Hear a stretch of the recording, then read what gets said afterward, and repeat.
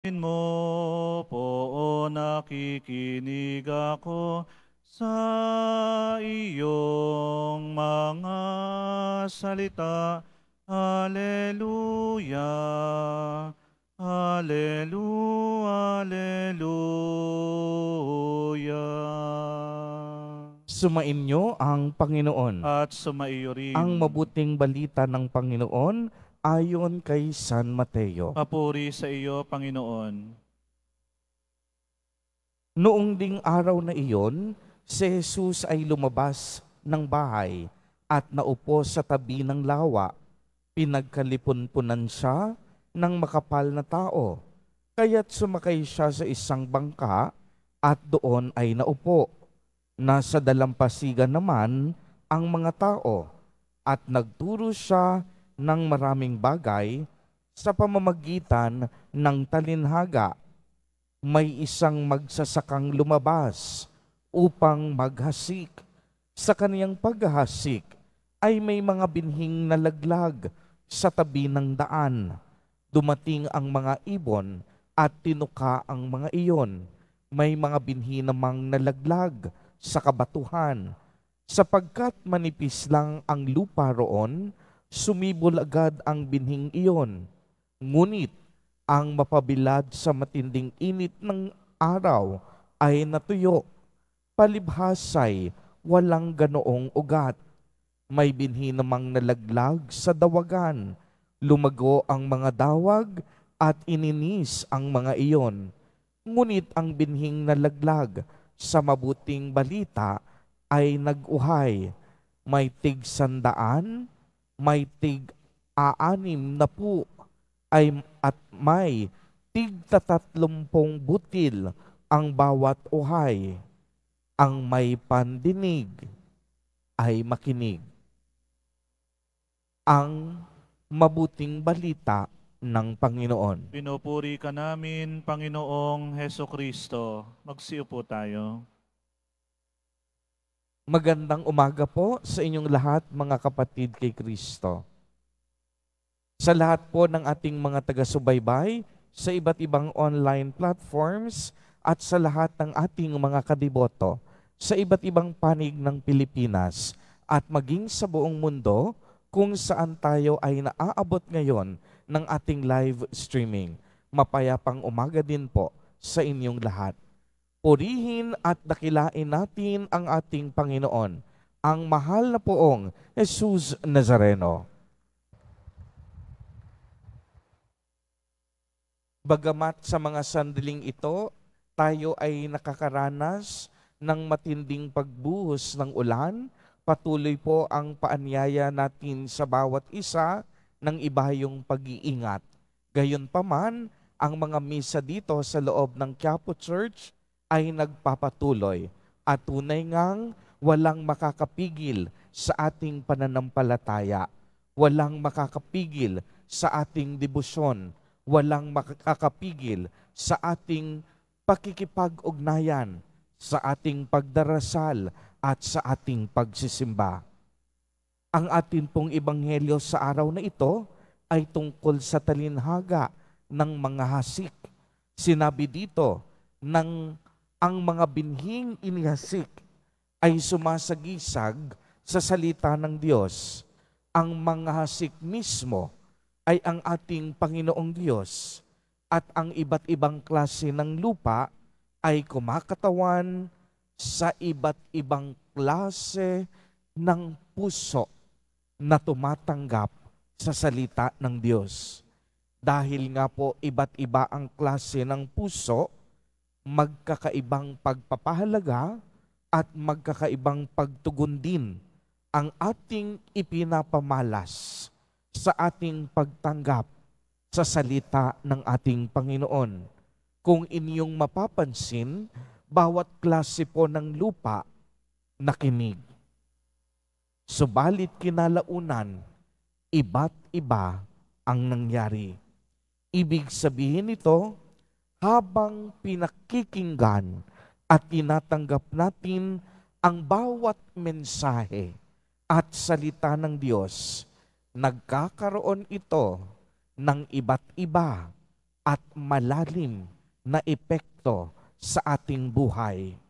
Depende na rin sa kakayahan ng puso kung paano ito tanggapin. Una po, narinig natin sa ating ebanghelyo na may mga binhing na laglag sa tabi ng daan. Ito po ay nangangahulugan ng mga taong nakinig ng salita ng Diyos. Dumating ang diablo at panunukso. Agad nagpatalo at nagpadaig. Anong nangyari?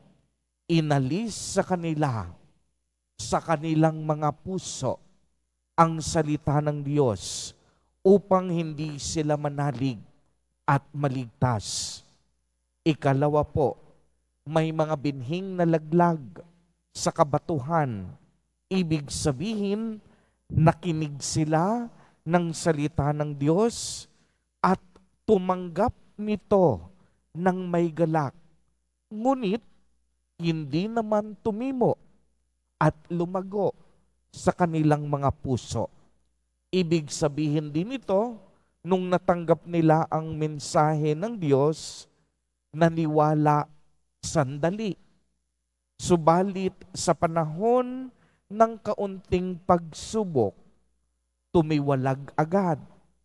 Nagsimba at nagdasal, ngunit kaunting pagsubok lang, hindi na bumalik sa ating pananampalataya. Agad-agad pinanghinaan ng loob. Ikatlo, may mga binhing na hasik sa dawagan. Nakinig din sila ng salita ng Diyos, ngunit nang malao na ay nadaig ng mga alalahanin sa buhay at ng pagkahilig sa kayamanan at kalayawan. Kaya't ano ang nangyari? Hindi nahinog ang kanilang mga bunga. Maaaring dito napakinggan na nila ang mabuting balita ng Diyos, nagdasal na, nanalangin na, napakinggan na sa kanilang panalangin. Ngunit nagkaroon na ng kaunting kayamanan, imbis na pananampalataya kumapit, umasa na sa luho at yaman ng buhay. Pinasaya na sila ng kanilang kaunting kapangyarihan at kayamanan. Pang-apat, may mga binhing nahasik at nalaglag sa tinatawag na mabuti o matabang lupa. Dito, nakinig ng salita ng Diyos. Iningatan nila sa kanilang mga puso. Malinis ang kanilang intensyon at sila'y patuloy na nagtatiyaga hanggang ang salita ng Diyos mamunga at magkaroon ng epekto sa kanilang buhay. Dumating ang pagsubok, hindi nagpatalo, hindi sumuko, patuloy na nagmahal, nagsakripisyo. Tanging sa Diyos kumapit, tanging sa Diyos umasa sa kabila ng mga hamon at pagsubok. Nanatiling naglilingkod, magtag-araw man at magtag-ulan. Ito po ang klase ng lupa na inaasahan sa bawat isa sa atin sa ating pagtanggap sa salita ng Diyos. Mabubuti at matatabang lupa. Kaya nga po ang magandang katanungan, mga kapatid kay Kristo, paano natin pinakikinggan ang bawat mensahe at salita ng Diyos na ating napakikinggan sa araw-araw? Alalahanin po natin, tayo po ay itinanim, tayo ay inihasik sa iba't ibang paraan upang ang salita ng Diyos mamunga sa ating puso't sa ating buhay. Namumunga na nga ba o mamumunga pa lamang ang salita ng Diyos sa ating mga puso? May mga mabubuting epekto na po ba ang bawat nating napakinggan? O baka naman, kagaya ng ibang lupa, agad-agad tayong sumusuko kahit na sa maliliit na pagsubok sa ating buhay. Mga kapatid kay Kristo at mga kadiboto, lagi po nating tatandaan na ang salita ng Diyos banal at makapangyarihan. Ang salita ng Diyos para sa lahat, maging mayaman man o mahirap, makasalanan ka man o banal, profesional ka man o walang pinag-aralan, taniyag ka man o hindi kilala, hindi tayo pinagdamutan ng Diyos ng kaniyang mga salita na nagbibigay buhay at nakakapagpabago sa ating mga pamumuhay. Maging makasalanan man, hinasika ng Diyos ng mga binhi upang sa gayon magkaroon ng puwang ng pagbabago ang kanilang mga puso. Kaya't ang napakahalagang salita sa ating pagninilay ngayon, mamunga, naway sa ating pakikinig ng salita ng Diyos, tayo pong lahat ay hindi lang basta lumago, kung hindi tayo po ay mamunga.